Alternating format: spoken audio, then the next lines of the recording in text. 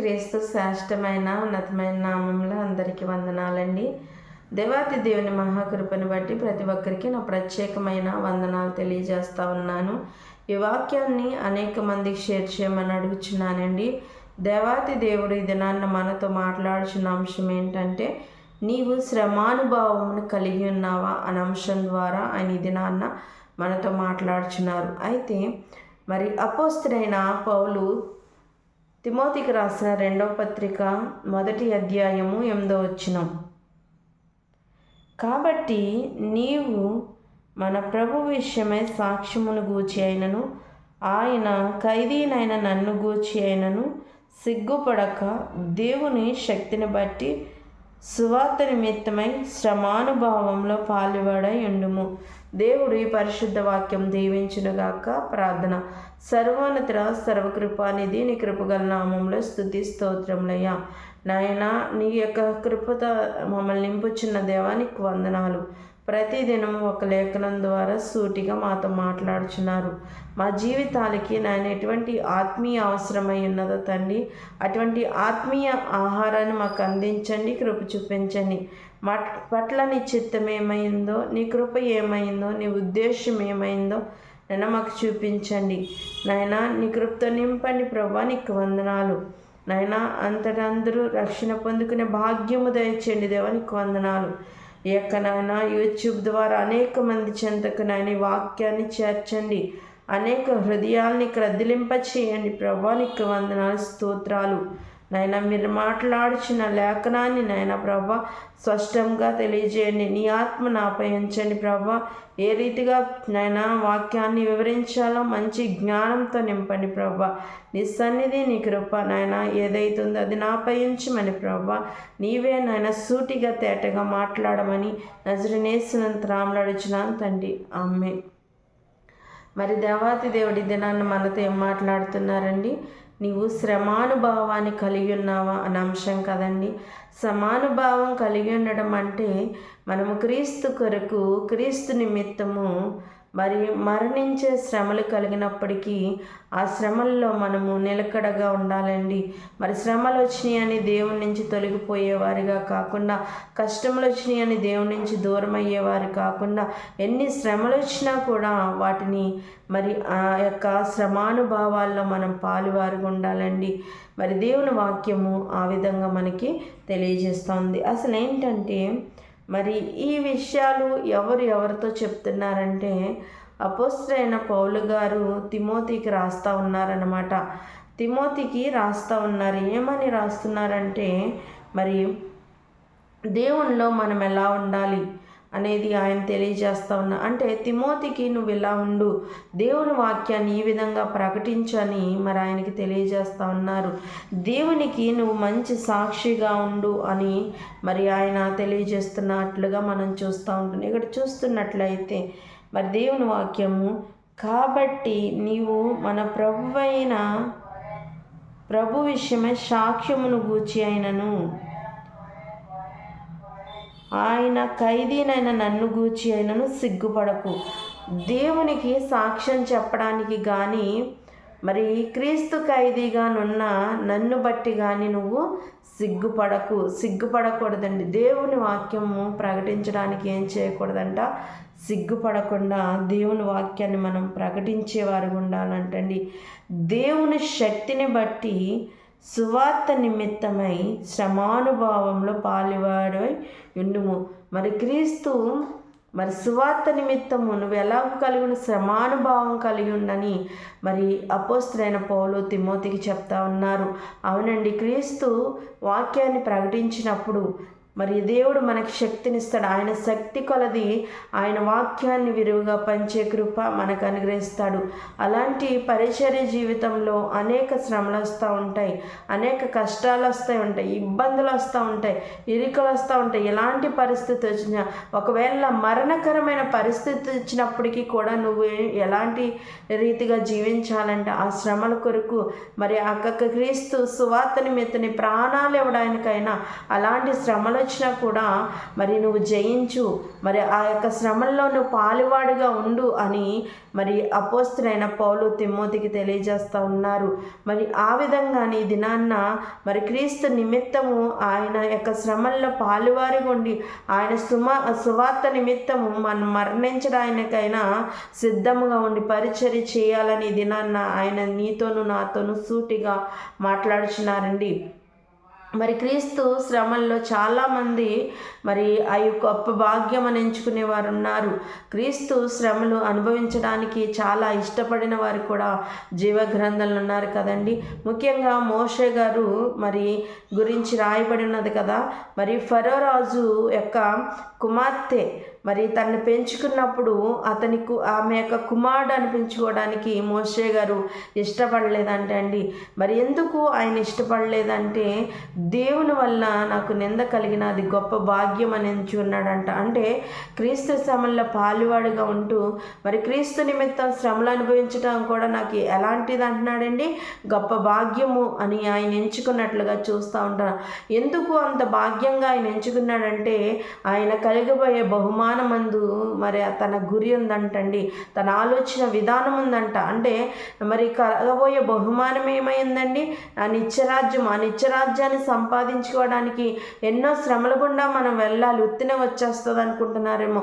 ఎన్నో శ్రమలు అనుభవించి నలగొట్టబడితేనే మరి ఆ నిత్యరాజ్యాన్ని సంపాదించుకుంటాం. అంతేకాని లోకానుసారముగా ఉన్నంతసేపు మనం హ్యాపీగా సంతోషంగా తిరిగేసి ఎలా పడితే అలా ఉండి మరి నాకు నిత్యరాజ్యం కావాలంటే దేవుడిస్తాడండి. మరి ఆ నిత్యరాజ్యం కావాలి అన్నవారు జీవితంలో అనేక శ్రమలు వస్తాయండి. ఆ శ్రమలు అనుభవించాలి.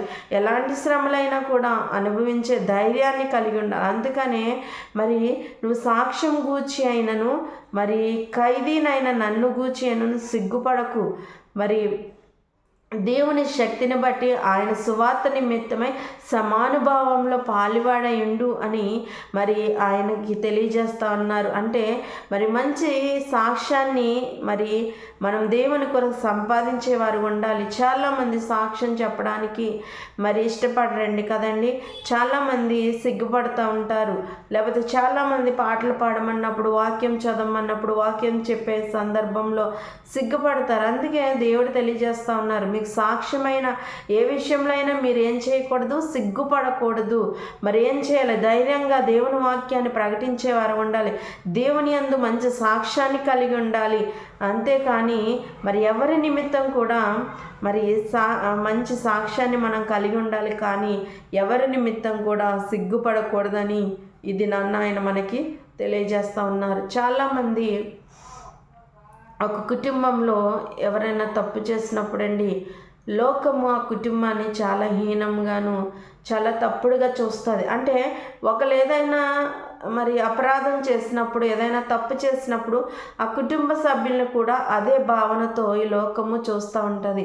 అలాంటి సందర్భంలో చాలామంది ఏం చేస్తారు, అలాంటి అవమానాలు కలుగుతున్నప్పుడు మరి చాలామంది పలానా మరి సహోదరి లేకపోతే పలానా సహోదరుడు నా అన్న లేకపోతే నా అక్క అని చెప్పుకోవడానికి సిగ్గుపడతారండి. సిగ్గుపడతారు కదండి. అదే దేవుడు మనకు తెలియజేస్తూ ఉన్నారు, దేవుని యందు మనం సిగ్గుపడకూడదండి. మరి యొక్క జరిగినందుకు కూడా మనం సిగ్గుపడకుండా ఉన్నది ఉన్నట్టుగా మనం సాక్ష్యం చెప్పేవారు ఉండాలి. మరి జీవితంలో తప్పు చేసిన వారందరూ తప్పు చేసినట్లుగానే ఉండరు కదండి. వాళ్ళ జీవితాలు దేవుడు మారుస్తాడు, వాళ్ళు గొప్ప సాక్షులుగా నిలబెడతారు.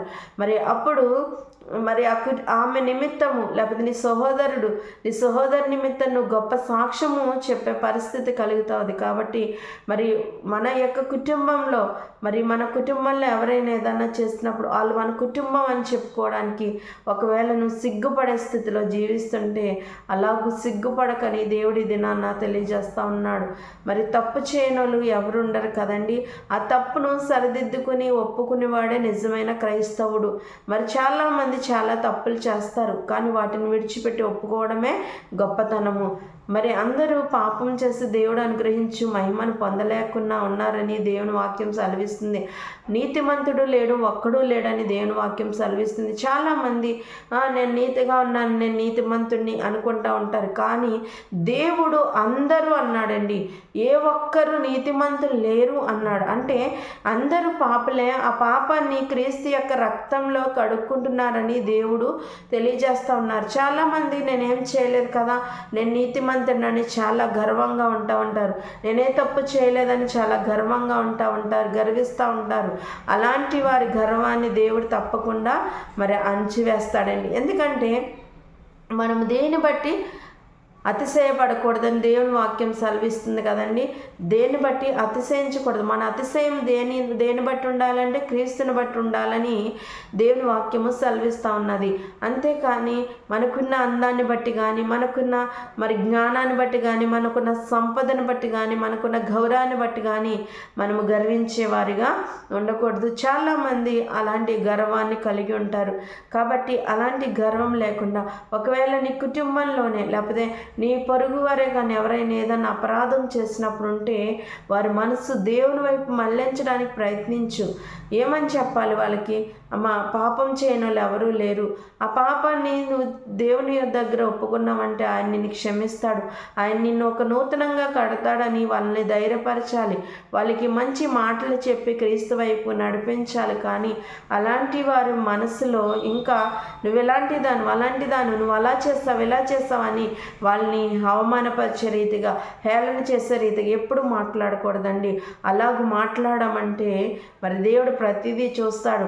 మనం వాళ్ళని దేవుని వైపు నడిపించే ప్రయత్నం చేయాలి. కానీ మరి చేసిన వాటిని బట్టి మనం వాళ్ళని ఇంకను అణిచివేసేవారిగా ఉండకూడదు, ఇంకను కృంగిపోయేటట్టుగా చేయకూడదు. దేవునిలో వాళ్ళని బలపరచడానికి ప్రయత్నించాలి. అందుకనే తిమోతి గారు, మీరు ఎలాగూ జీవించండి, ఎలాగూ ఉండండి, దేని బట్టి మరి సాక్ష్యాన్ని బట్టి కానీ నన్ను బట్టి కానీ మరి మీరు సిగ్గుపడకండి. దేవుడు ఇచ్చిన శక్తి కొలది సువార్తను చెప్పడానికి శ్రమానుభావం పాలువాడై ఉండని మరి ఆయనకి తెలియజేస్తూ ఉన్నారు.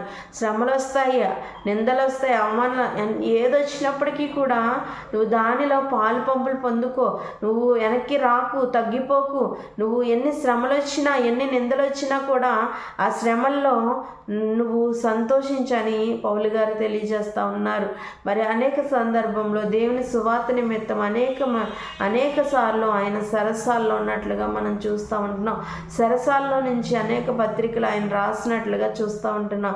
పలానా వ్యక్తి సరసాల నుండి ఎలా చేస్తాడంటే సిగ్గుపడొద్దని దేవుడు మరి తిమోతికి తెలియజేస్తూ ఉన్నాడు. అలానే మన యొక్క జీవితంలో కూడా దేవుడు తెలియజేస్తూ ఉన్నాడండి. మీరు దేని నిమిత్తము సిగ్గుపడకుండా మరి దేవుని యొక్క సువార్తలో పాలువారై ఉండండి. ఎలాగో పాలువారై అంటే మరి మరణపైన పరిస్థితులు కలిగినప్పటికీ, ఇరుకులైన ఇబ్బందులైన సమస్యలైన ఏమొచ్చినప్పటికీ కూడా, మరి సుడిగుండాల వచ్చినప్పటికీ కూడా మరి క్రీస్తు శ్రమల్లో పాలువారై ఉండండి. మరి క్రీస్తు శ్రమలు అనుభవించడానికి ఇష్టపడండి అని ఆయన ఈ దినాన్న మనకి తెలియజేస్తూ ఉన్నాడు. అందుకని ఇక్కడ రాయబడింది, కాబట్టి నీవు మన ప్రభు విషయమై సాక్ష్యమును గూర్చి అయినను ఆయన ఖైదీనైన నన్ను గూర్చి అయినను సిగ్గుపడకు. దేవుని శక్తిని బట్టి సువార్త నిమిత్తమై శ్రమానుభవములో పాలువాడయుండు. మరి నువ్వు నన్ను గూర్చి, నేను పౌలునైనా నన్ను గురించి నువ్వు సిగ్గుపడకు. నేను సరసాల్లో ఉన్నానని, నేను ఎలాగున్నానని, అలా ఉన్నానని నువ్వు సిగ్గుపడకు. అలానే సాక్ష్యం గూర్చి అయినా నువ్వు సిగ్గుపడకు. మరి దేని విషయంలో నువ్వు సిగ్గుపడకుండా నువ్వు ఎలా ఉండు? ధైర్యం కలిగి ఉండు. మరి దేవుడిచ్చిన శక్తిని బట్టి సువార్త నిమిత్తమై అనేక శ్రమలు వచ్చినప్పుడు ఆ శ్రమల్లో నీవు పాలువాడయుండు అని మరి తిమోతి గారికి మరి పౌలు గారు తెలియజేస్తూ ఉన్నారు. అలానే ఈ దినాన్న ఆయన మనకి తెలియజేస్తూ ఉన్నారు ఏంటండి, ఎన్ని శ్రమలు వచ్చినా కూడా మరి క్రీస్తు నుండి తొలగిపోకుండా, ఒకవేళ మరణించే పరిస్థితి నీకు కలిగినప్పటికీ దేవుని కొరకు మరణించడానికని సిద్ధపాటు కలిగి ఉండాలని ఆయన ఈ దినాన్న మనకి తెలియజేస్తూ ఉన్నారు. అనేక మంది దైవ సేవకులు సువార్త నిమిత్తమే వాళ్ళ ప్రాణాలు విడిచిపెట్టారండి.